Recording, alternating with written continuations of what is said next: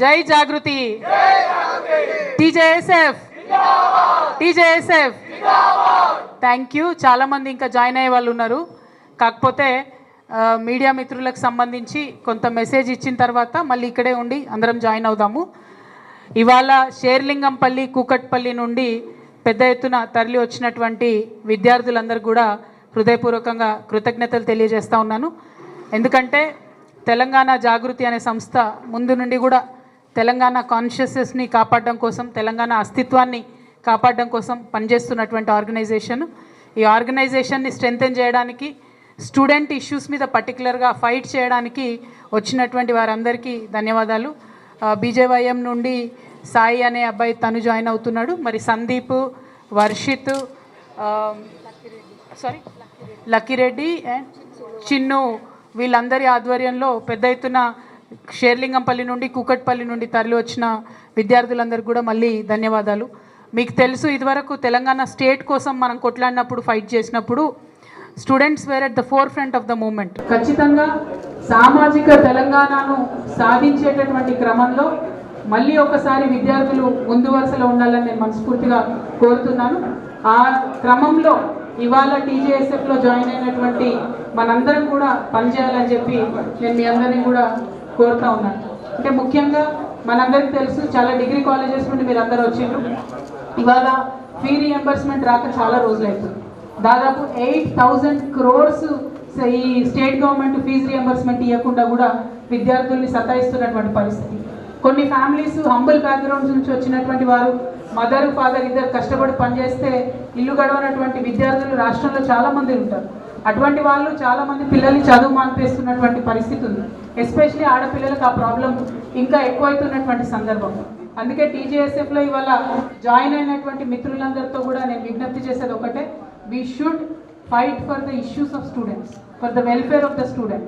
ఇవాళ ఏదైతే ప్రభుత్వం ఇస్తా అని చెప్పి ఇవ్వకుండా ఉందో దాని మీద ఖచ్చితంగా మనం కొట్లాడాలి.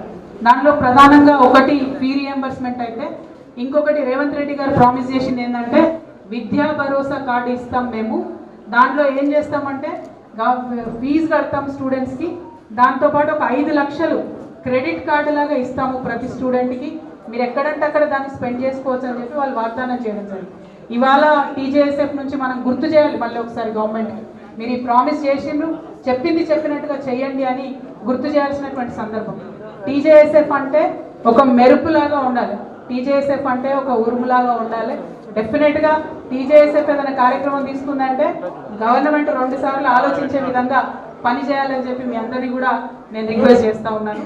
మరి మీ అందరికీ తెలుసు గవర్నమెంట్ ఏం మాట్లాడుతుంది. ఇవాళ మొన్ననే రేవంత్ రెడ్డి గారు ఏమంటారు, బీసీల కోసం 1.5 years నుంచి మనం జాగృతి నుండి ఫైట్ చేస్తున్నాం. దాని రిజల్ట్ ఏమైంది, వాళ్ళ అసెంబ్లీలో 2 bills పెట్టుకున్నాం. ఆ బిల్స్ వెళ్ళి ఇప్పుడు సెంట్రల్ గవర్నమెంట్లో స్టక్ అయి ఉన్నాయి. అవి అక్కడ ఉన్నప్పుడే ఇక్కడ లోకల్ బాడీ ఎలక్షన్స్ పెడతా అని చెప్పి రేవంత్ రెడ్డి గారు మాట్లాడుతూ ఉన్నారు. తెలంగాణ జాగృతి నుంచి డిమాండ్ చేస్తూ ఉన్నాం ప్రభుత్వాన్ని మేము, బీసీలు, తెలంగాణ బీసీ బిడ్డలు కొట్లాడి తెచ్చుకున్నటువంటి ఈ బిల్లులు పాస్ అయినాయి కానీ ఇంప్లిమెంట్ అవుతలేవు.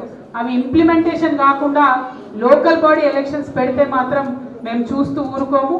ఖచ్చితంగా బీసీలకు 42% రిజర్వేషన్ ఇచ్చిన తర్వాతనే లోకల్ బాడీ ఎన్నికలు పెట్టాలని కూడా ప్రభుత్వం నుంచి డిమాండ్ చేస్తూ ఉన్నాం. మరి ఒక పక్క ఇది ఇంప్లిమెంట్ చేయలేకపోతున్న సీఎం గారు నిన్న ఒక స్టేట్మెంట్ ఇచ్చారు. చాలా కామెడీ ఉంటుంది మన సీఎం గారి కథ. ఏం చేసింది ఆయన రేవంత్ రెడ్డి గారు? రేవంత్ రెడ్డి గారు అంటే వెళ్ళి కర్ణాటక చీఫ్ మినిస్టర్ సిద్ధరామయ్య గారికి, డీకే శివకుమార్ గారికి కాస్ట్ సెన్సస్ ఎట్లా చేయాలో ఆయన నేర్పిస్తారంట. సరే పోనీ ఆ కాంగ్రెస్ వాళ్ళ కథ ఏందో మరి నిజంగానే నేర్పించిందని మనం అనుకున్నాం. మన సీఎం గారు స్టేట్మెంట్ ఇచ్చిన గంటకే రాహుల్ గాంధీ గారి దగ్గర నుంచి ఒక ఫోటో రిలీజ్ చేసి, అందులో మాత్రం ఆయన లేడు, సీఎం లేరు, ఓన్లీ రాహుల్ గాంధీ, డీకే శివకుమార్, అట్లనే సిద్ధరామయ్య గారు ఉన్నారు. అంటే ఈయన అన్ని అబద్ధాలే చెప్తున్నాడు. అక్కడికి పోయినా అని చెప్తుండు కానీ వాళ్ళ పార్టీ వాళ్ళే కామెడీ చేసి ఆయన లేనటువంటి ఫోటోని రిలీజ్ చేసింది.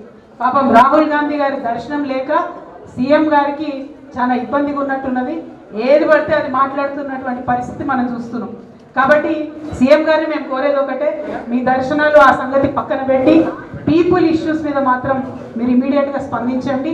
8,000 rupees ఏదైతే ఫీ రీఎంబర్స్మెంట్ ఉందో అది 8,000 crores ఫీజు రీఎంబర్స్మెంట్ ఇమీడియట్గా రిలీజ్ చేయమని చెప్పి డిమాండ్ చేస్తున్నాం. ఇంకొక మాట, రేవంత్ రెడ్డి గారు మొన్న ఏదో బుక్ రిలీజ్ ఫంక్షన్ పోయి అక్కడ ఏం మాట్లాడుతున్నారు, మీరందరూ స్టూడెంట్సే, మీకు తెలుసు ఏం మాట్లాడుతున్నారు. నేను ఆర్ఎస్ఎస్ స్కూల్కి పోయినా, టీడీపీ కాలేజ్కి పోయినా, జాబ్ మాత్రం కాంగ్రెస్ దగ్గర చేస్తున్నా అని చెప్తున్నాడు ఆయన. కాకపోతే ఆ చేస్తున్న జాబ్లో కూడా కనీసం 36 మార్క్స్ కూడా వచ్చినట్టయితే నాకు అనిపిస్తలేదు. స్కూల్లో కూడా కాలేజ్లో కూడా పాస్ అయినట్టు అనిపిస్తలేదు.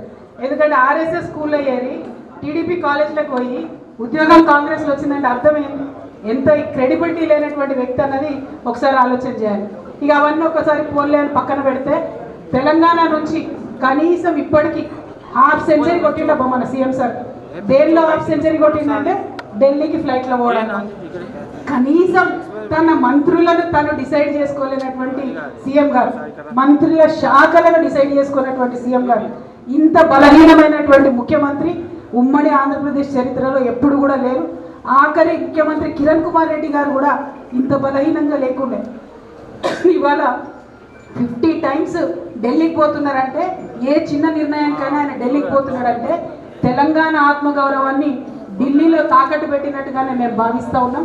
ఈ వైఖరిని ఖండిస్తూ మరి తెలంగాణ రాష్ట్రం కోసం జరగాల్సినటువంటి నిర్ణయాలను తక్షణమే ముఖ్యమంత్రి గారు తీసుకోవాలని డిమాండ్ చేస్తూ, మరి ఇంత పెద్ద ఎత్తున వచ్చినటువంటి విద్యార్థి మిత్రులందరూ కూడా ధన్యవాదాలు.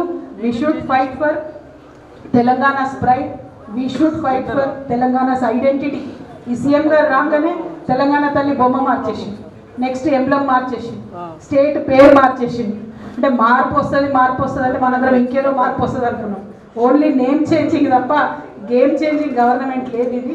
సో ఇట్లా ఈ పేర్లు మార్చడాలు, తెలంగాణ తల్లిని మార్చడాలు ఇవి పక్కన పెట్టి విద్యార్థుల జీవితాలు మార్చే దిశగా ప్రభుత్వం పనిచేయాలని డిమాండ్ చేస్తూ ఉన్నాను.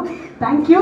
జై తెలంగాణ, జై తెలంగాణ, జై జాగృతి, టీజేఎస్ఎఫ్.